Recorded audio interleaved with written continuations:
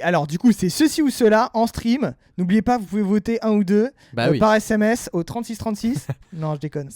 On toucherait 1 euro par SMS. Oh, t'imagines ? Ce serait mieux. Ce serait génial. Bon, allez. Attends. Ouah, parce que pour ça commence pour le TikTok. Ouah, non, mais là, c'est vraiment 2 salles, 2 ambiances avec le concours juste avant. What ? Mais alors, je l'ai vu. Pour le coup, j'ai vu les deux. T'as vu les deux ? Ouais. Ah, c'est chaud. Non, mais attends. Attends, mais là, on est sur un duel d'anthologie. Alors, pour ceux qui ne connaissent pas, je vais déjà commencer par La fille du 14 juillet, qui est un film d'Antonin Paré et Jatko, qui est une sorte de comédie un peu absurde. En gros, c'est des gens qui partent en vacances et la rentrée est avancée d'1 mois et ils doivent rentrer en urgence. Donc c'est un peu absurde. Tout le film est en accéléré, donc c'est très drôle. C'est avec Vincent Macaigne et Vima Laponce aussi, l'un de ses premiers Vima films. Laponce, un de ses premiers films. Marie-Léna Vasconcein et Grégoire Tachinakian. Oui, donc là tu lis tout voilà, juste l'affiche. C'est avec ces gens-là. Mais et ça se passe du coup, ça commence au 14 juillet, machin. Enfin, c'est hyper drôle. Et Nymphomaniac, donc comédie romantique, pas du tout. Non, c'était un peu. Un film de Lars von Trier, donc on peut dire une sorte de porno de 5 heures en fait, 5h30. On peut le dire finalement. En deux parties. En fait non, il est sorti en 2 parties parce que les distributeurs ne voulaient pas diffuser un film de 5 heures, un film porno de 5 heures. Non mais oui. Donc il a dû le sortir en 2 parties, mais techniquement moi comme je l'ai vu en une fois. Ah ouais. Ouais, t'as pas fait de pause ? J'ai fait une pause à la moitié quand même. Entre les 2 films, mais je l'ai vu en une fois. En une après-midi, je me suis tapé tout le truc. Et c'était en plus à une époque où j'enchaînais des films. J'avais regardé genre Love Exposure, genre pas longtemps avant. Le déglingos du cul. Mais là mec, j'étais à 2 doigts de devenir un détraqué. Bref. Voire même, t'avais mis les 2 pieds dedans. Nymphomaniac, en gros, c'est l'histoire de Charlotte Gainsbourg. Enfin, c'est le personnage qui est joué par Charlotte Gainsbourg et Stacy Martin, qui en fait est nymphomane.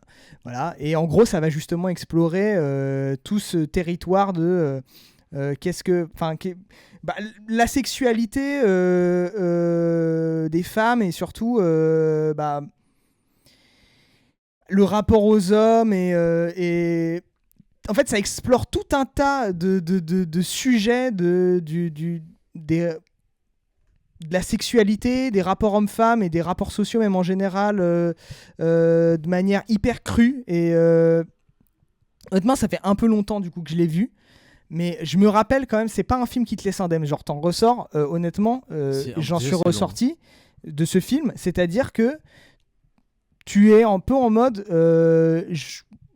à quoi bon à quoi bon continuer de vivre en fait. Parce que en fait il y a tout un tas de trucs où Lars von Trier il aime bien te torturer, il aime bien te mettre des idées dans la tête où il dit tu détestes l'idée que je te mets dans la tête là. T'es en train de souffrir, ouais j'aime pas trop, mais en même temps c'est du coup intéressant. C'est lui qui a fait The House That Jack Built. C'est lui qui a fait The House That Jack Built. Mais c'est très différent. The House That Jack Built, alors on en parlera peut-être un jour, mais The House That Jack Built, je sais que tu l'as pas vu, et je pense que tu te fais une fausse idée sur quel film. C'est très différent de Nymphomaniac. Je sais, mais c'est juste que j'en ai entendu des trucs de comme quoi il y avait le truc où il construisait une maison avec ses os et il y avait plein de gens qui disaient que c'était hyper dérangeant, et en fait ça me fait penser à ce que toi tu disais. Ouais, mais je trouve que The House That Jack Built est beaucoup moins dérangeant que Nymphomaniac, dans le sens où The House That Jack Built il y a un côté over the top, et c'est une comédie en fait, c'est-à-dire que c'est totalement n'importe quoi et oui, alors que là c'est ancré dans le réel, du coup c'est c'est hyper réel, enfin je veux dire trop bref. Peut-être. Alors il y a Charlotte Gainsbourg dedans. Il y a Charlotte Gainsbourg qui a dans sa filmographie donc Nymphomaniac de Lars von Trier, et Nous les Leroy de Florent Bernard. Oui. Une femme complète qui aurait fait peut-être une erreur du coup, qui est Nous les Leroy. Non mais en vrai de vrai c'est compliqué, mais là j'ai envie de voter quand même La fille du 14 juillet. Non, j'ai envie de voter Nymphomaniac malheureusement, okay. Mais je pense pas qu'il je vais voter Nymphomaniac malheureusement. Allez, voilà. Heureusement, Nymphomaniac ne sera pas resté très longtemps. Magnolia, film extraordinaire de Paul Thomas Anderson, probablement même peut-être presque son meilleur.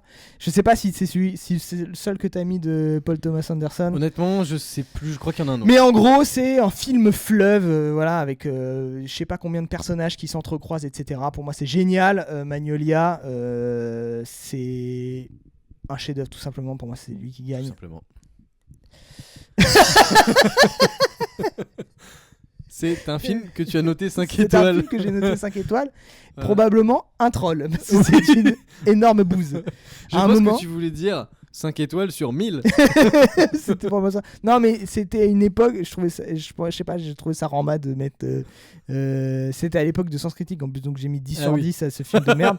Mais il y a un moment, je me rappelle, où ils sont dans l'espace, en train de discuter, et ça dézoome, et tu vois qu'ils sont genre dans une espèce de hangar ou de parking. Pas de vitre dans le vide de l'espace et ils sont debout genre normal, pas de bref oui mais après quand t'es suffisamment proche de la Terre il y a de l'air. Donc pour moi c'est Geostorm le meilleur bien sûr. Non je déconne. Allez Magnolia évidemment. Est-ce que Magnolia va faire une Eternal Sunshine? Il y a moyen, je pense pas honnêtement mais il y a moyen. Réalité, j'adore Réalité, mais quand même faut pas déconner. Réalité c'est un très bon film. Réalité, très bon film sur réaliste de Quentin Dupieux, probablement un de ses meilleurs, un de ses plus, peut-être pas un de ses meilleurs. C'est pas mon préféré de Quentin Dupieux parce que c'est aussi celui qui je trouve est un peu le plus prétentieux de Dupieux. Genre c'est pas celui où tu te marres le plus, c'est un peu celui où tu sens qu'il a voulu en faire un peu son chef-d'œuvre. Et moi, j'aime pas trop. C'est justement ce que j'aime bien chez Dupieux. Ça, c'est un peu une analyse a posteriori. Parce que quand il est sorti, en 2015...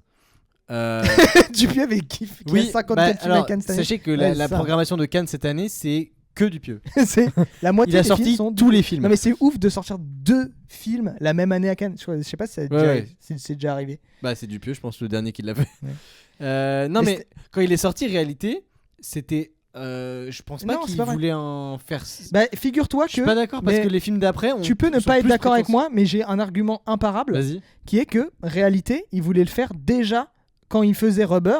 Ouais. Sauf que c'est son producteur qui lui a dit écoute, t'es quand même un bébé cinéaste.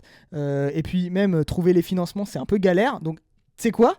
Parce que en gros, réalité, ça raconte. Il y a un film dans le film où c'est des télés qui tuent des gens en envoyant des fréquences. Et donc, son producteur, il a dit mais fais le film dont tu parles dans le film. Ouais. Et donc il a fait un pneu tueur qui fait exploser des gens exactement de la même façon. Et de fil en aiguille, donc il a fait plusieurs films aux États-Unis et il est arrivé à la fin, au bout d'un moment, à dire bon ça y est, je reviens en France, j'ai envie de faire réalité mon film. Donc il y a quand même cette idée, c'est un film qui a mûri en lui, qu'il a réfléchi, qu'il a voulu faire depuis longtemps. Mais aussi, je trouve que ce qu'on perd du Dupieux moderne, que moi j'aime bien quand même, c'est cette espèce de spontanéité de je fais un film parce que j'ai une pulsion de faire un film et je ne réfléchis pas, j'essaie pas que ce soit le meilleur. J'ai une idée, je la fais, voilà. Et c'est ça que j'aime bien aussi chez Dupieux. Je comprends, mais je trouve que réalité, c'est quand même son meilleur. Et... Non, c'est pas son meilleur. C'est peut-être son meilleur. C'est peut-être son plus abouti. Je comprends que ce soit son plus abouti, mais je trouve que c'est pas le film qui je trouve le plus intéressant forcément de Dupieux. Je sais pas. Si. Bah, je vois pas quel. Steak. Bah déjà, c'est vrai que je préfère Steak en fait. Je préfère déjà non film. Je préfère Steak. Bah attends, m'en dis pas trop, peut-être que ça va arriver. Ah d'accord, bon bah vas-y. Mais de toute façon, je vote Magnolia. Oui, c'est sûr. De toute façon, je vote Magnolia. Bon, et là, lâche le, hop là, comme ça. Là, je l'ai eu là. Là, je lui ai cloué le bec. Bon là. Alors, Dancer in the Dark, c'est une comédie musicale de Lars von Trier où en gros, Lars von Trier il s'est dit putain, comment je peux faire en sorte de faire l'histoire la plus triste qui existe. Et en fait, ce que j'aime bien chez Lars von Trier, c'est que c'est un gars en fait. Quand il fait quelque chose, il y a une sorte de radicalité. Genre, c'est du cinéma radical, mais pas dans le sens c'est radical, genre je sais pas comment dire, mais bye, sinon bye directement, enfin que je parle. Je sais que ça se voit pas, mais pardon, je suis fatigué. Mais non, mais tu vois, il y a radicalité dans le sens, si je fais un truc, je veux le faire à fond. Je veux faire le film le plus triste qui existe, tu vois. Et j'aime bien cette idée. Enfin, du coup, là, il explore le mélodrame dans Dancer in the Dark. Salut Pézis, bah là, on fait le classement de notre film préféré. Donc, on a 2 films qui s'affrontent et on doit décider lequel est le meilleur. Et là, donc, il y a Magnolia et Dancer in the Dark. Bref, et donc, il y a ce truc de... c'est le mec, il fait une comédie musicale et il dit je ne veux absolument pas faire une comédie musicale comme tout le monde. Je veux que ce soit déjà des musiques de Björk. Je veux que ce soit triste à en crever. Enfin, la scène finale... Il y a quand même Catherine Deneuve. Il y a Catherine Deneuve. Bah oui. Non, mais après, Lars von Trier a toujours eu des putains d'acteurs. Oui, non mais ce que je veux Et dire, actrice. Et surtout actrice. Qui a joué dans des comédies musicales qui sont l'inverse de Dancer in the Dark. Oui, c'est ça. Qui a joué chez elle est à contre-emploi. Elle est à contre-emploi. Mais c'est ça, c'est des musiques avec des bruits de tuyaux et tout. Moi, je trouve que c'est génial. C'est honnêtement Je l'ai pas vu. Hein. Mais mec, regarde. Honnêtement, si c'est peut-être le Lars von Trier le plus. Je sais pas si je vais. Oui, je vais le regarder un moment dans ma vie, mais je sais pas. Je sais pas si je vais vraiment aimer. Tu vois. Je pars pas avec un a priori positif ni négatif, mais. En gros, l'histoire, pour te raconter, elle est atteinte. Je préfère ne rien savoir. Non, c'est pas pour te couper, mais si c'est pour me raconter à moi, ça m'intéresse pas. Non, mais j'allais pas te spoiler toute l'histoire. Non, j'allais te pitcher le truc. Vas-y, non, mais oui. Genre, après, je crois avoir compris en lisant le. Vas-y, c'est quoi ? Dis, je te dis si c'est ça ou pas. Bah, elle a pas besoin d'œil pour voir, donc elle est aveugle. Ouais. Elle travaille dans une usine. Ouais. Et elle danse et elle chante. Pour parler de cette tristesse. Non, en gros, c'est. Non, pas du tout. Non, en gros, elle est très très marquant. Il est incroyable ce film, je suis d'accord. Je le conseille pas à tout le monde, je suis aussi d'accord. Mais en même temps, je trouve que c'est un des Lars von Trier, justement, les plus accessibles. Dans le sens où t'en ressors pas avec des traumas forcément. C'est-à-dire que c'est très très triste. Oui. Mais c'est pas un film traumatisant. C'est pas un film. C'est pas un Nymphomaniac où, genre, vraiment. Non, mais vraiment, un Nymphomaniac, c'est d'énormes trigger warnings. Genre un petit peu, ouais. Bah, non, mais c'est... Tous les trigger warnings sexuels possibles. C'est un peu ça. Et même pas forcément sexuels d'ailleurs. Pas que sexuels. Non, mais même d'autres films comme. Même The House That Jack Built, quoi, où tu suis un serial killer et un peu t'es dans la psyché d'un serial killer. Oui, mais c'est pas. Non, j'ai l'impression que c'est pas aussi pris au sérieux. Donc non, mais pour moi, c'est plus traumatisant The House That Jack Built que Dancer in the Dark. Oui, voilà. Ouais. Mais bref, non, mais génial. Enfin bref, de toute façon, je vote pour lui. Mais en gros, elle est pas aveugle, c'est qu'elle est atteinte d'une maladie. Elle est en train de devenir aveugle. Elle est atteinte d'une maladie génétique. Elle sait que son fils va devenir aveugle. Et il faut qu'elle lui paye un. Mais c'est un peu le pitch de mon court métrage. Ah bah. Non, mais il y a pas de chanson. Aïe aïe aïe. Oh mais non mais ça va, t'as mis que des Lars von Trier ou quoi ? Je suis désolé, mais tu as mis 5 étoiles à tous les Lars von Trier de la Terre. Donc, En même temps, Mélancolia, c'est génial, hein, je suis désolé, mais après, je pense que je préfère quand même Dancer in the Dark. Après, c'est peut-être le deuxième film un peu sur... là, Mélancolia, c'est vraiment un film sur la dépression. Lars von Trier, c'est un mec... Est-ce que tu peux pitcher pour le coup parce que ouais. Lars von Trier, c'est un mec qui est profondément atteint de nombreux troubles en tout genre. C'est le moins qu'on puisse dire. C'est le moins qu'on puisse dire. Et il y a un truc qu'il fait quand il écrit ses films, c'est qu'il... Là, il arrête tous ses médocs. Je veux sentir à fond. Voilà. Donc, et du coup, il se met dans un état un peu de détresse comme ça pour écrire et essayer de retranscrire vraiment. Donc, enfin, ou en tout cas, c'est ce qu'il a fait sur Mélancolia, je crois, il me semble. Et Mélancolia, c'est une allégorie de la dépression. Et en fait, l'histoire, c'est qu'il y a une planète qui est en train de se diriger tout droit vers la Terre et qui va rentrer en collision avec la Terre. C'est sûr. On va tous mourir. Et donc c'est une meuf, donc Kirsten Dunst, qui est en dépression et attend juste sa mort. Et c'est une analogie de la vie finalement. Et c'est un peu le truc, c'est qu'elle est la seule à prendre ce truc comme une vraie menace et tous les gens autour d'elle continuent à vivre normalement et elle est là, mais oui. Vous voyez pas que ça sert à rien ce qu'on fait là. Et c'est un peu ça le film. Alors je sais pas quand est-ce qu'il est sorti ce film, mais ces 15 dernières années, il y a quand même beaucoup de films qui ont ce pitch là. Je croyais que c'était une métaphore du testicrousti. En fait, c'est drôle, tu peux mettre n'importe quoi avec testicrousti dedans, ça va être drôle, on va rigoler. T'as compris qu'on était des gogoles en fait.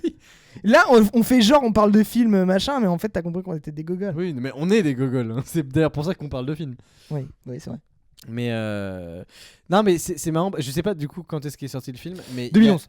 Ok. Bah, dans les années 2010, il y a eu quand même beaucoup de films qui parlent de ça, d'une sorte d'impact imminent sur la Terre et qu'est-ce qu'on fait des heures qui nous restent. Alors, c'est pas du tout un film sur la fin du monde. Oui, je sais. Mais je veux dire que le pitch de départ a été le point commun de plein de films qui ont un traitement très différent. Ouais.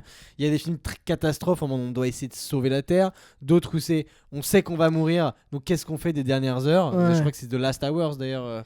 Je sais pas, je sais pas. Un film que j'ai t'as vu. Un film australien, je crois. Le truc Up là, je sais pas quoi, Heads Up. Don't Look Up. Don't Look Up. Ouais. Oui, mais ça, alors il est plus récent, c'est 2019, je crois, 2018.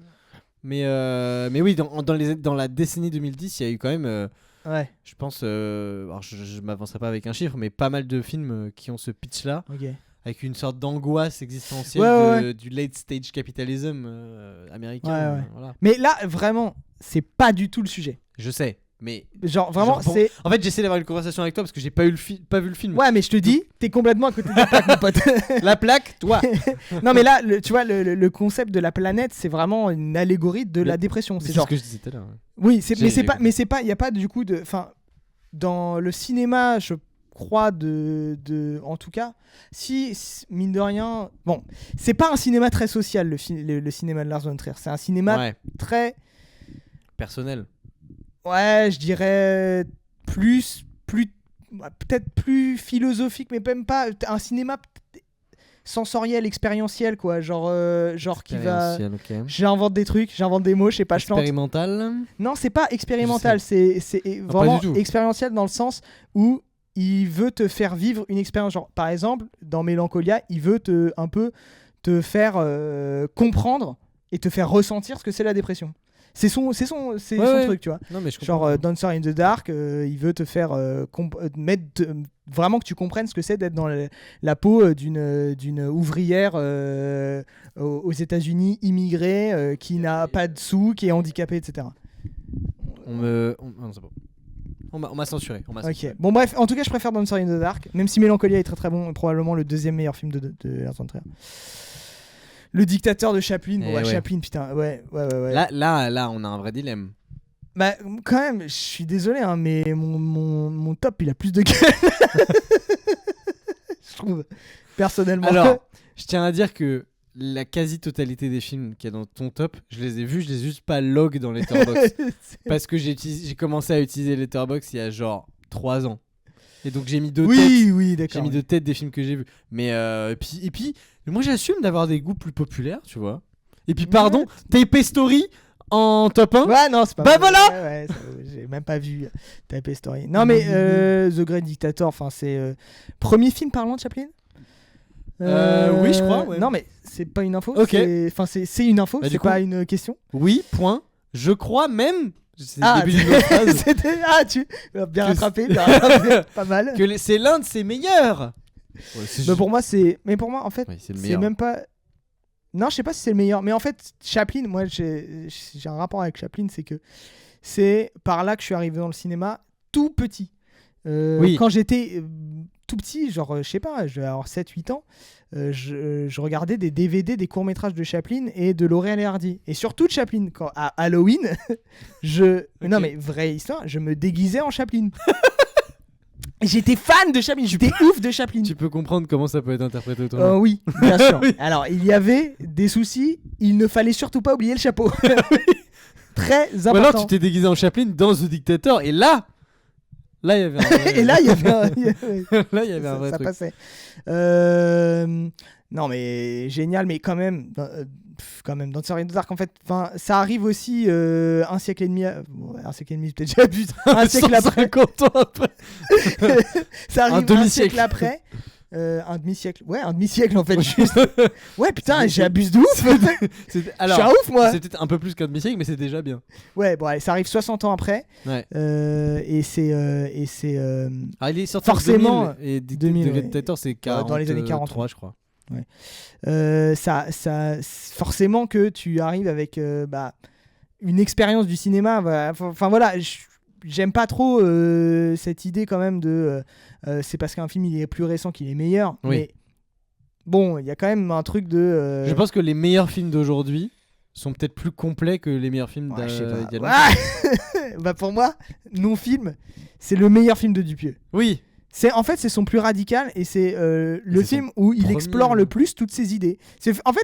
Dupieux, il avait plein d'idées. il a tout mis dans non-film et après il a repris à chaque fois des petites idées de non-film il en fait des petits films. Mais genre des petits non-films. Non mais bon, j'exagère. En vrai, il y a des nouvelles idées dans ces films. Mais non-film, il y a quand même, tu sens que c'est un gars, genre, tu sais, il s'est réveillé un peu tard. Il a commencé à faire du cinéma vers 40 ans, quoi. Et non-film, il avait pas 40 ans. Il avait... Ah, je pense qu'il devait être pas loin. Je pense qu'il avait la trentaine. La trentaine bien tapé. Non, mais je sais pas quel âge il avait. Mais bref, il avait déjà fait du coup des pubs, des clips. Mais c'est son premier film, vrai. La musique à la base, lui, il voulait que ce soit un long métrage. Bon, et le mec, il était un peu à l'ouest, quoi. Genre, il connaît rien au cinéma, ce mec-là, de toute façon. Bah, c'est pas qu'il connaît rien, mais il a tout auto-financé, etc. Il écrivait le soir pour le lendemain. Oui, ça, c'était écrit. Il avait juste loué un décor de cinéma abandonné. Il s'est dit, bah, on va tourner un truc dedans. Il savait pas ce qu'il allait filmer. C'est génial, en fait. C'est presque, en fait, il y a un côté presque tourné-monté et tu sais pas trop où ça va, mais bah justement, c'est ça tout l'attrait de non-film, c'est que c'est pas le genre de film brainfuck en mode oh là là, on n'a pas compris, j'adore ne pas comprendre, etc. C'est vraiment, le film te raconte quelque chose sur la création, sur le sur ce que ça veut dire de créer pour les gens qui le font, et en même temps sur le médium cinématographique, sur les acteurs, et il raconte quand même une histoire sur ces personnages-là. Enfin, c'est assez complet comme film, qui est pourtant... Mais déjà, tu peux pitcher le film. Après, c'est pas... mais on aurait l'impression qu'on peut pas, mais en gros, c'est le principe, c'est qu'ils sont en train de tourner un film, et l'acteur... sans faire exprès, en fait, il tue toute l'équipe du film et du coup, il continue de faire un film sans son et sans image. Et du coup, ils appellent ça un film aveugle et muet. Il dit, bah c'est un film aveugle et muet, quoi. Ouais. Bref, donc c'est hyper drôle, mais bref. Puis il y a un moment où c'est quand même assez perdu. Enfin, t'es assez perdu. En vrai, c'est drôle comme film. C'est ça que je veux dire. C'est que c'est pas. C'est un film, tu passes un bon moment parce que c'est barjot. Mais c'est surtout un court métrage, donc ça a l'avantage. Un moyen métrage, ça dure 50 minutes quand même. Hein. Ah oui, ouais. Bon, ouais, vas-y. Oui, c'est vrai. Mais de toute façon, mais après, moyen métrage, c'est pas moyen métrage, c'est pas une vraie catégorie. Mais... Oui, bon, c'est un court métrage de 50 minutes. J'ai pas trop rigolé perso. Ouais, mais après, c'est Kavinsky en effet l'acteur. Bah, t'as Kavinsky, Sébastien Tellier, t'as. Alors c'est plein de gens de cette scène-là parce que à l'époque, lui faisait partie de Headbanger Records. À l'époque, Dupieux c'est Monsieur Oiseau et moi j'écoutais sa musique. La gueule du top, ça a de la gueule ça quand même. Le bon, la brute et le truand. Il est très bien. Moi je l'ai vu aussi, mais pour moi c'est pas mis pareil. Sur le truc. En fait, le truc, c'est que je crois que tous ces films que j'ai notés 5 étoiles, je ne note plus de films 5 étoiles aujourd'hui. Oui. Tous ces films que j'ai notés 5 étoiles, c'était un moment où je découvrais le cinéma et où j'ai prenais des claques sur claques. Et il y a un moment, bah, t'es là, tu fais, bah ouais, mais en même temps... T'es plus exigeant. Bah, t'es plus exigeant, quoi. Mais, et bah, tu sais quoi ? Moi, c'est l'inverse. J'ai la très bonne note plus facile aujourd'hui. Parce que je vois pas mal de films qui sont, pour la plupart, bons, mais pas plus que ça. Okay. Et donc, quand je vois un film qui est excellent, j'ai aucun problème à mettre peut-être une demi ou une étoile de plus. Alors, sachant que moi, quand je note, c'est des notes d'appréciation, c'est pas des notes de qualité de film. Ouais. C'est pour ça qu'il y a des films dans mes 5 étoiles où je suis en mode, bah, clairement, c'est pas normal s'il a 5 étoiles de moyenne, par exemple, sur un truc de notation. Mais moi, je l'ai kiffé à cette hauteur-là. Enfin, bref. Ouais. Mais non, moi je trouve que c'est l'inverse. C'est pas que je suis moins exigeant, mais peut-être que je suis plus exigeant avant de regarder les films. Et du coup, j'ai une sélection plus qualitative, entre guillemets. Je fais le tri avant. J'ai du mal à commencer un film. Par contre, quand je suis dedans. Ok. Je comprends. Mais moi, il y a un truc, en fait, c'est pas que je suis plus exigeant, c'est que je suis moins impressionnable, je pense. C'est aussi ça le côté. Le truc. Je suis pas sûr que ce soit lié à ça. Hein. Non, c'est pas une question d'exigence parce que tu vois, aujourd'hui, je remate un film de la qualité du Bon, la Brute et le Truand et je suis en mode, c'est génial. Oui. Mais je suis moins en mode, tu sais, quand t'as jamais fait, t'es en mode, waouh, on peut faire ça. Oui, mais d'accord, mais c'est ça aussi le sentiment qui fait, putain, 5 étoiles. Ouais. Bah, bref. Oui, mais d'accord, mais je pense pas que ce soit. Voilà. Bonsoir, Eddie Wings. Bonsoir, Eddie. Ça fait longtemps. Toy Story. Pas mal. Pour moi, c'est le meilleur Pixar. Le meilleur est le premier. premier Pixar, mais non, en fait, non, c'est Toy Story 2 le meilleur. Ah oui, je comprends. Mais... J'ai pas mis. Quand même. J'ai mis 5 étoiles à Toy Story. Je te jure, là. Ça m'épate. Vie de Wham. Non, en fait, oui, c'est pas le meilleur, c'est Toy Story 2 le meilleur. Je suis un ouf, moi. Nemo Forever. Nemo Forever. Ah, non. Ouais, ça, non, mais non, si, quand même, Nemo, il est pas mal. Mais, oui, mais Toy Story 2. Il est pas mal, mais. Même pas Ratatouille. Ah ouais, pour toi, c'est Ratatouille. Non, je sais pas. Ratatouille, je l'adore, mais Toy Story 1 et 2, je saurais pas vraiment mettre 2 sur un piédestal, tu vois. Non, mais après, oui, en fait, il y a l'âge d'or de Pixar, tous les films, c'était masterclass sur masterclass. Mais même Cars. Il y a eu 10 ans de Pixar Prime. Pixar Prime, après, c'est catastrophique, mais. Ouais, non, mais tu vois, c'est ça ton problème. Dire cata pour les films d'après de Pixar, non, c'est devenu des films mid, et du coup, par rapport aux chefs-d'œuvre qu'ils ont sortis. Cata. Non, arrête, n'importe quoi. Cata. C'est quoi les films cata de Pixar? Ouais, je sais pas. Voilà. Ça, c'est des postures. Tu n'es que posture, de toute façon. Elephant Man. Putain, mais c'est trop dur. Elio, voilà, Cata. Elio, Cata.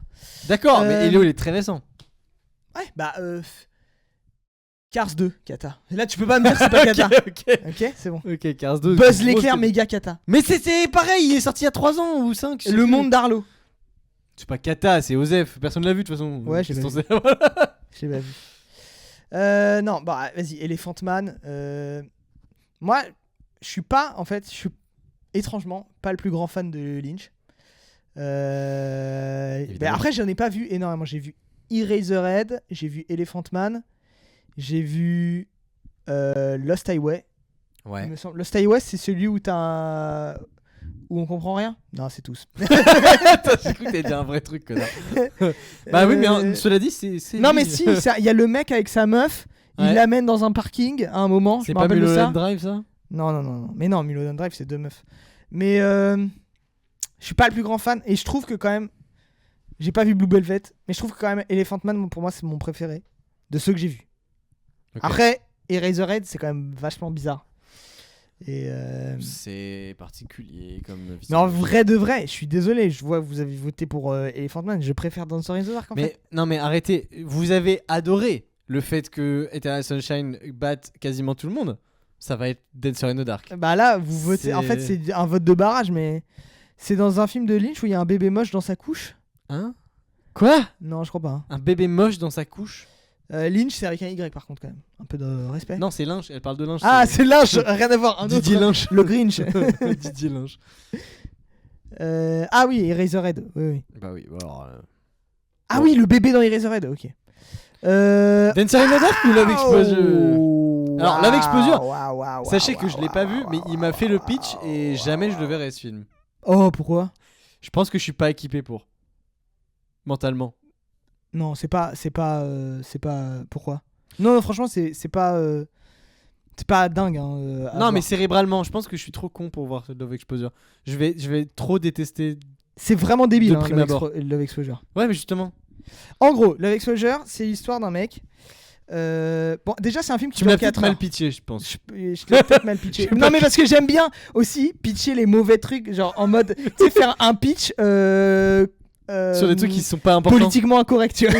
J'ai envie de faire parce que si je fais le pitch politiquement incorrect, c'est un mec qui veut devenir le roi des pervers et qui prend en photo oui, c'est ça que tu m'as dit. Sous les jupes des filles et donc il fait des cabrioles pour prendre en photo sous les jupes des filles. Là on le voit avec son appareil photo. Et donc ça c'est Film of the Year selon maintenant twitchfilm.net. Eh oui. Maintenant le vrai pitch. Okay. C'est un gars qui perd sa mère et son père se réfugie dans la religion, dans le christianisme.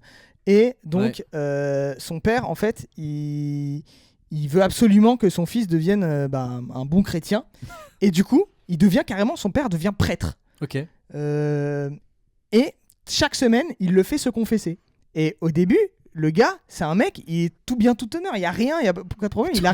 Il arrive pour se confesser. En plus, tu te confesses à ton propre père. Ah ouais. Il dit non mais j'ai rien fait. Enfin, lui, quand il dit mon père, quand il dit mon père, c'est mon père quoi. Voilà. J'ai rien à raconter, j'ai vraiment rien à raconter. Et du coup, son père il dit c'est impossible que t'aies rien à raconter. On fait tous des trucs bizarres, etc. Et du coup, il fait plein de trucs bizarres pour. Et du coup, il se rend compte, c'est ça, il se rend compte que en fait, en lui, il commence à mentir et en racontant des trucs, il commence à connecter avec son père. Ah oui, tu vois, tu me l'aurais pitché comme ça, je l'aurais dit oui, bon, 4 heures c'est long, mais je l'aurais vu, tu vois, depuis donc, 3 ans là. Mais en même temps, il a un objectif. T'inventes le film et t'as des complices dans le chat. Non, alors, je te jure, c'est ça. J'adorerais que ça existe. Mais la vie de ma mère, DJ Galette, regarde Love Exposure. Je pense que tu. En fait, tu n'as jamais vu ça. Si tu n'as jamais vu de film de sous notion, tu n'as jamais vu ça. Alors, c'est un film d'un réalisateur qui est de quelle nationalité ? Japonais. Parce qu'au Japon, le fait que quelqu'un soit chrétien, c'est quand même assez rare. Ouais, mais c'est pas si rare qu'on le croit. Oui, mais c'est pas du tout une religion prédominante. Non, mais.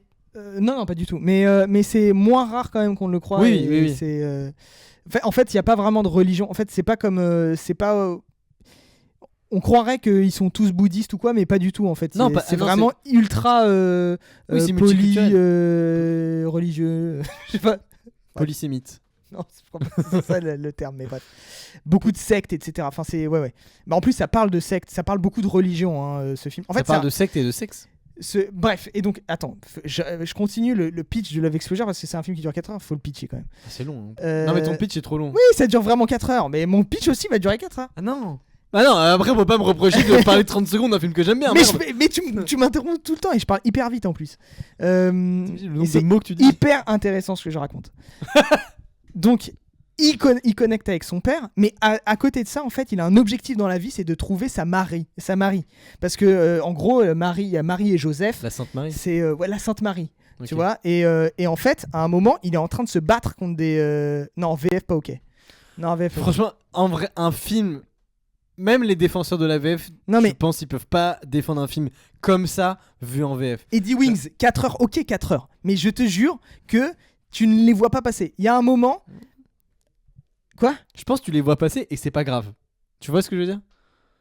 Il y a des films, ils sont longs, tu le sais. Mais la vie de ma mère, je l'ai vu avec Pézis dans le chat, qui, je pense, n'a pas l'habitude de voir des films aussi longs. Et on l'a regardé d'une traite. Et j'étais même surpris. Mais attends. Ouais. En gros, son but, c'est de trouver sa Marie. Et du coup, en fait, il y a un truc, il commence à. Il y a un truc aussi d'exploration de la sexualité et de la perversion. Qui est un peu bizarre parce que lui en fait il rentre dans la sexualité par le fait qu'il veut se confesser auprès de son père, mais du coup en fait enfin bref, il y a plein de trucs ultra bizarres moralement hyper zone grise quoi, mais en fait c'est un film qui traite de tellement de sujets et de manière un peu, moi c'est un peu ce que j'aime bien aussi, ce que je dis chez Quentin Dupieux, c'est pas que ça se prend pas la tête, mais en fait il y a une espèce de générosité et de pulsion. En fait tu sens que le mec il a des trucs à dire, il sait pas comment forcément bien les dire, etc. C'est pas le cinéaste le plus virtuose, etc.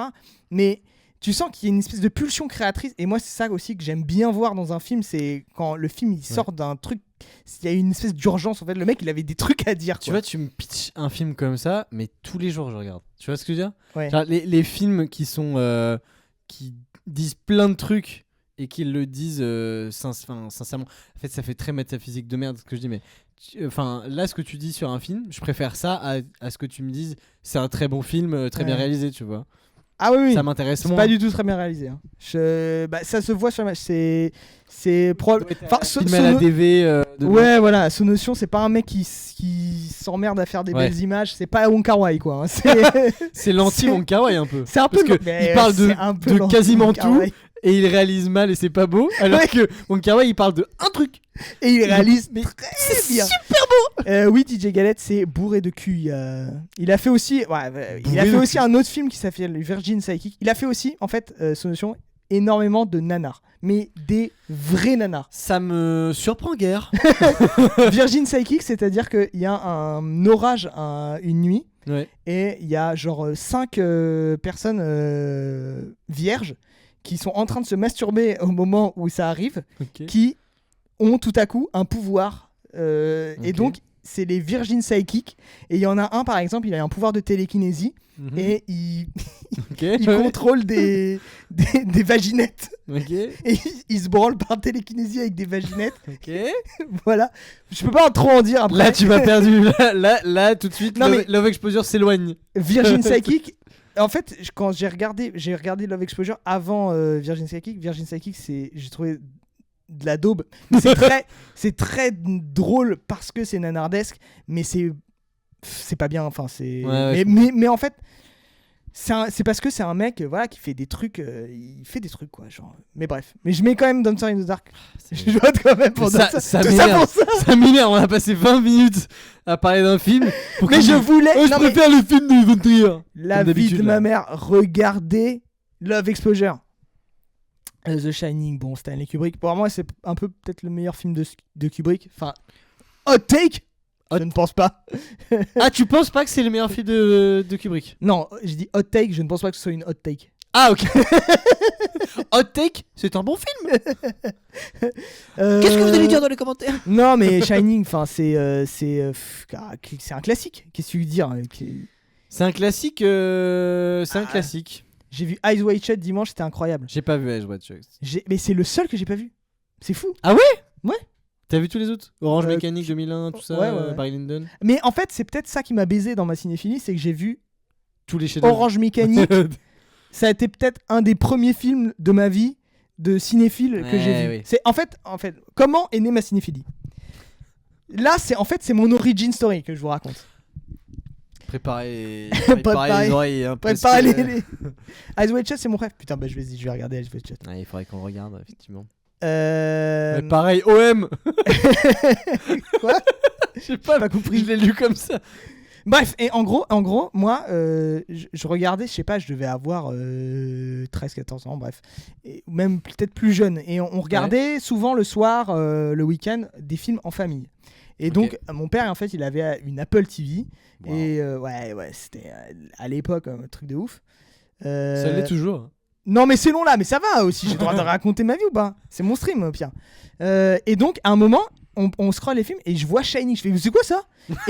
et genre, parce que non, mais ça ressortait par rapport aux autres films où c'était que des trucs genre américains récents. Américains récents, voilà. Il y avait Shining. Je fais, c'est quoi ça? Et il me fait, ah bah ça c'est Shining. Mes parents, tu vois, ils sont un peu cinéphiles. Enfin, ils sont. C'est bien ta cinéphilie. Voilà. Et donc il m'explique, voilà, Shining, etc. Et il me dit, mais par contre, t'es trop jeune, tu vas pas regarder ça. Ouais. Calme-toi. Descends d'un. Je ne sais plus. Peut-être plus jeune que ça. Ouais, je me dis parce que 14, ça va quand même. Je pense que j'étais plus jeune que ça. Sur la PSP. Non, sur l'iPod Nano avec un petit écran comme ça. J'ai Shining. J'étais éberlué par la qualité du cinéma. Il clique dessus et je vois la bande-annonce de Shining. Et donc la bande-annonce de Shining, c'est la musique là. Avec juste l'ascenseur qui s'ouvre et le sang qui se déverse. Là. Le sang qui se déverse. Et moi j'étais fasciné. J'ai dit mais je n'ai jamais vu ça. C'est quoi ce truc de ouf? Ouais, mais c'est normal. Et donc c'est un truc de ouf. Je l'ai regardé. À un moment j'ai insisté pour le regarder. Du coup mes parents ont cédé. Et après à un moment j'ai eu un iPod Touch et j'ai téléchargé illégalement. Parce que mes parents ne voulaient pas que je voie Orange Mécanique. J'ai téléchargé Orange Mécanique et donc j'ai vu ma première scène de viol. Donc c'est aussi parce que à l'école, au collège, c'était collège, donc c'était quand même, j'étais jeune. Hein. Au collège, il y avait un gars qui m'avait dit ouais j'ai vu un truc, c'est Orange Mécanique, c'est un truc de ouf et tout. Je devais être en 4ème, il était en 3ème, tu vois, c'est un grand et tout. Ouais voilà. Bref, et du coup j'ai regardé. Orange Mécanique beaucoup trop jeune. Mais bref, Dancer in the Dark. Mais du coup, t'as pas parlé de Shining trop, mais. Ouais, Shining, on s'en fout un peu. Ok. J'ai mis 5 étoiles à Anatomie d'une chute. Honnêtement, ça les vaut. Ah, DJ Galette qui n'aime pas Anatomie d'une chute. Anatomie d'une chute, pour moi, c'est un des derniers films, une des dernières palmes d'or qui m'a vraiment marqué. En fait, ce que ça raconte sur la justice et même point de vue mise en scène, en fait, pour moi, je l'ai vu, je me suis dit ah putain, c'est un vrai film de cinéma quoi. Alors, c'est marrant que tu dises ça parce que l'une des critiques que j'ai entendues sur le film, c'est la réalisation est digne d'un téléfilm. C'est qui ce je ne sais plus où je l'ai lu, mais je crois que c'est un mec qui parlait de cinéma sur qui n'y connaît rien probablement. Sur une plateforme. Ça doit être Dirty Tommy. Ça je débloque, je sais même pas qui c'est. J'ai regardé qui c'est pour me moquer de lui du coup. Non mais ça doit être je sais pas, un mec qui se croit qui croit qu'il y connaît quelque chose. Comme nous d'ailleurs, un mec voilà. Je veux dire en fait un mec déjà c'est un bon mec. Le territoire de la justice, c'est un territoire excellent pour le cinéma, genre parce que tu déroules une histoire petit à petit, tu peux faire des flashbacks, tu peux faire t'as plein d'effets de mise en scène possibles. C'est pas pour rien que c'est un sujet qui est surinvesti par le cinéma. Oui. Et par le théâtre aussi, parce que c'est un sujet très théâtral. Oui. Mais dans Anatomie d'une chute, je trouve qu'il y a aussi un propos sur cette justice. C'est pas juste un film de procès parce que tu vois, c'est pas Rashomon ou c'est pas 12 hommes en colère où c'est en mode juste un procès et machin, mais il y a un propos sur la justice ce qui est de dire mais en fait au final on s'en fout de savoir ce qui est vrai, ce n'est pas le sujet de la justice en fait, la justice ne cherche pas ce qui est vrai, elle cherche ce qui est juste, et c'est un peu ce que dit le film en fait, genre c'est même complet. Et d'ailleurs, Justine Triet disait elle-même que la réception du film n'était pas la même en fonction du pays dans lequel il était visionné. Aux États-Unis, enfin en tout cas en France, ça me stresse que ça clignote. La scène du flashback n'aurait dû être que auditif selon moi, on n'aurait pas dû voir ce qui s'est passé. Ouais, je suis pas forcément d'accord. Alors, je vois pourquoi. Je trouve que l'effet, en fait, le truc quand je l'ai vu, l'effet, je trouve qu'il fonctionne de ouf. En fait, pour ceux qui n'ont pas vu, c'est qu'on entend un flashback et on entend les personnes, du coup, les avocats raconter le truc, et on voit les acteurs par-dessus, comme si c'était un flashback. Faire la scène, et du coup il y a un effet, mais du coup on n'entend pas leur voix, on entend la voix des gens qui racontent ce qui se passe. Et je trouve que ça fait un effet de cinéma où genre t'as pas la même personne qui parle, et c'est pas la personne qui parle et la personne que tu vois qui est intéressant, tu vois, genre oui, en fait c'est un effet de mise en scène en fait. Et moi je trouve que c'est justement ce qui est intéressant, et c'est typiquement ce qu'un téléfilm n'aurait jamais fait. Oui, c'est que en fait c'est typiquement le sujet du point de vue au cinéma. C'est-à-dire que là, par la forme, elle utilise la age-old question de qu'est-ce que le point de vue, à qui on donne le point de vue, de quel point de vue on voit une histoire et où on la raconte. Et je trouve que c'est ça qui est brillant dans Anatomie d'une chute. Et surtout dans cette scène qui pour moi est l'une de celles qui est la plus marquante en termes de mise en scène. Parce que vraiment le cinéma, c'est pas... comment dire, l'esthétisme des plans ou comment dire, Ah oui, mais moi je suis pas du tout dans ce délire hein. Je suis d'accord, mais j'ai vu justement une vidéo qui en parlait récemment où c'est quelqu'un qui disait que les gens veulent vraiment se débarrasser de Dancer in the Dark. Ouais, mais je comprends. On n'a jamais eu autant de votes sur un truc hein. Les gens sont arrivés en masse. Ouais, j'en peux plus là. Mais je vais vous spoiler, hein, mais je vais voter pour Dancer in the Dark. Hein. Ouais, mais je finis juste sur Anatomie d'une chute. Ouais, vas-y. Il y a quelqu'un qui faisait une vidéo sur TikTok, je crois, qui disait ce film il est très beau, etc. Ce n'est pas un argument. Et je suis d'accord. Les films qui sont très beaux, ce ne sont pas des arguments. Le cinéma, c'est de la mise en scène. Et la mise en scène, ça inclut la composition d'une image, mais ça inclut beaucoup plus que ça. C'est-à-dire qu'il y a des films excellents comme Love Exposure qui sont des films qui sont pas beaux. Et même ne pas être beau, ça peut être une certaine esthétique qui est une mise en scène. Ah ouais, non mais bien sûr. Mais là, tu le vois, enfin, genre, Dancer in the Dark est un film esthétiquement immonde. L'image, en fait, le truc, c'est que Lars von Trier, c'est un truc que j'ai pas parlé. Je peux parler du dogme. Lars von Trier, c'est les cours de théorie là. Non, mais moi je trouve ça hyper intéressant le dogme. C'est un gars qui a créé avec Thomas Vinterberg, qui est un réalisateur pas très bon. D'ailleurs, oui. C'est hyper bizarre, mais bref. Il avait des idées. Lars von Trier, il a créé le Dogme 95, qui est en fait l'idée de dire, genre, on épure tout le superflu du cinéma, on garde des acteurs, on n'a même pas le droit d'éclairage. Non, les acteurs, le Dogme, c'est le truc le plus inutile de l'histoire du cinéma. N'importe quoi, c'est n'importe quoi. C'était pas justement pas d'acteurs professionnels Non, mais je crois pas, pour le coup. Je crois, hein. Peut-être, mais je crois pas que ça fasse partie. Mais en tout cas, tu n'as pas le droit de ramener des... En fait, c'est des règles qui sont données pour faire le cinéma le plus pur. Moi, je suis un peu d'accord que je trouve que c'est un peu un truc de malin, ou pas de malin, mais de prétentieux. Pas prétentieux, mais genre... un petit peu, c'est un non, mais tu sais, prétentieux, mais tu sens que le mec, bah vas-y, vis un peu, expérimente des trucs, avant de faire le mec, c'est un truc de mec qui fait le mec en fait. Bah c'est ça prétentieux en fait. ouais, mais c'est encore plus que prétentieux. Ok, ah oui, plus, ok. C'est... Non, parce que prétentieux, tu sais, il y a un côté genre, ah non, moi je sais. Oui. Là, c'est plus en mode, non, mais nous, on est plus malin que vous.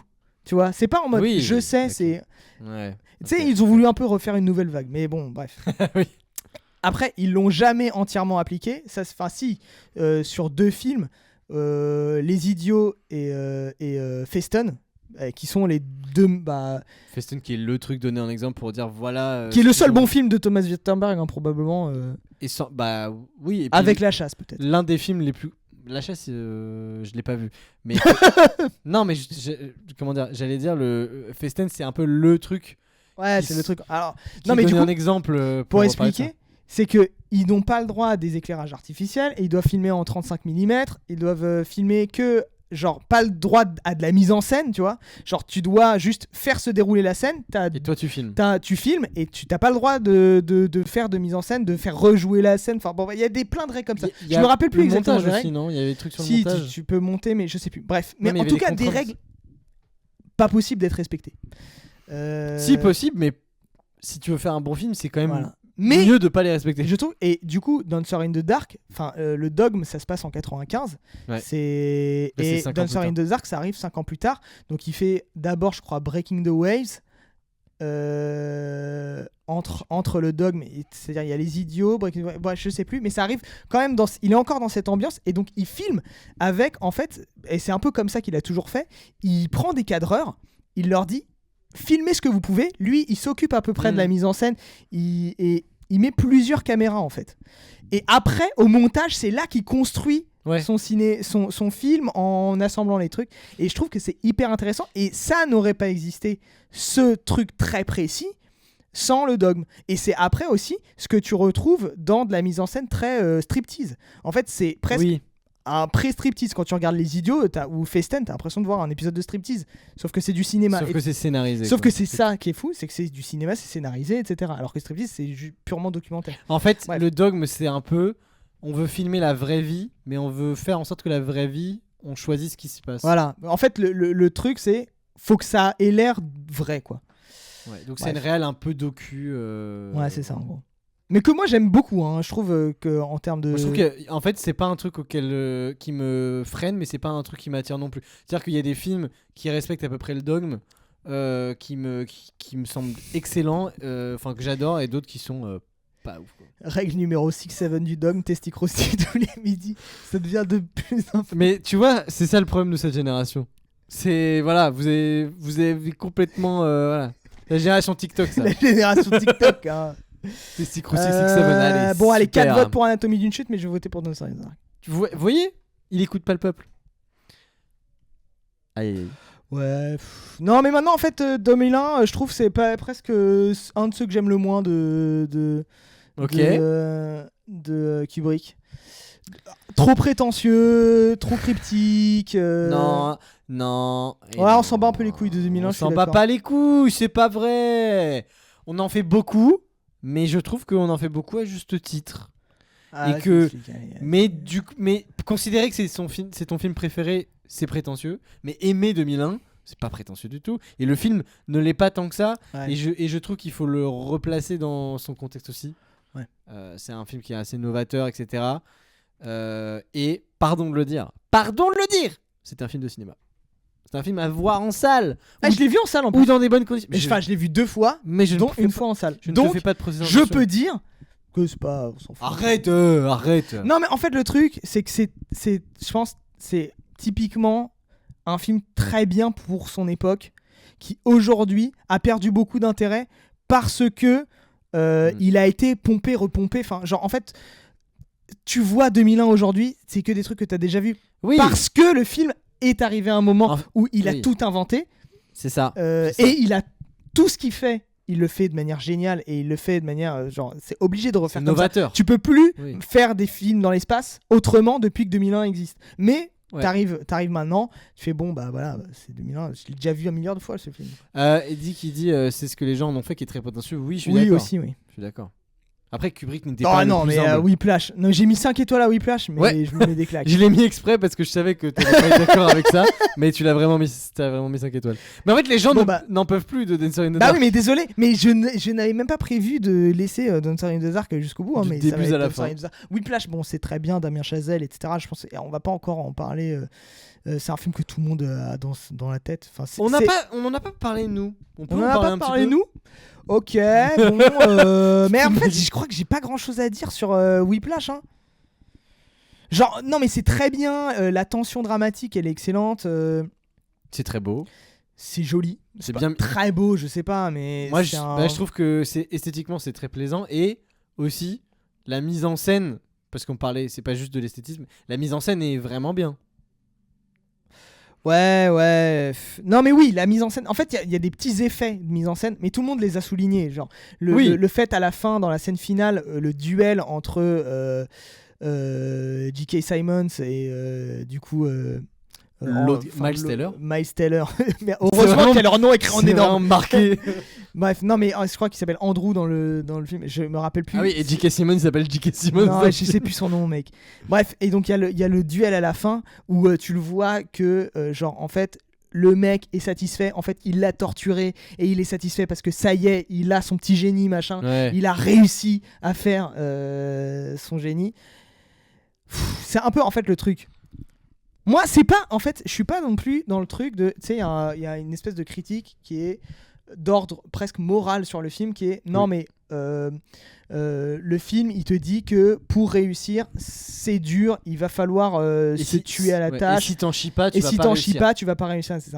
Il y a un peu ce discours chez moral très autoritariste, mais d'une certaine manière, moi, je suis pas en mode à juger la morale. Ça m'intéresse pas, en fait.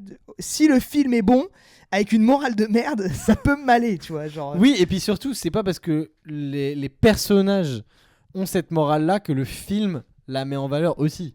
C'est-à-dire que le personnage réussit, mais pour moi, il y a eu beaucoup ce retour sur Marty Supreme aussi. Ouais. Je sais pas si tu l'as vu. Non, j'ai pas vu. C'est pareil, c'est un personnage qui va sacrifier énormément de choses dans sa vie pour atteindre son objectif, qui n'est pas pour le coup de maîtriser la batterie à la perfection, mais qui est d'être champion du monde de ping-pong dans les années 50. Ouais. Et en fait, c'est pas du tout la même réal, etc. Et il se passe pas trop la même chose, mais il y a ce même reproche de, en fait, à la fin, il se passe un truc qui fait que t'as le personnage qui a accompli quelque chose, mais tout le monde disait ouais, mais du coup ça fait la promotion du fait qu'il faut tout sacrifier dans sa vie personnelle, etc. pour accomplir ses rêves professionnels, et donc c'est pas du tout sain. Et en fait, le personnage, dans Whiplash, etc., il a pas forcément gagné, en fait. Il a réussi, il a atteint son envie, mais il a pas du tout atteint son besoin. Parce qu'en termes de scénario... Tu parles duquel, du prof?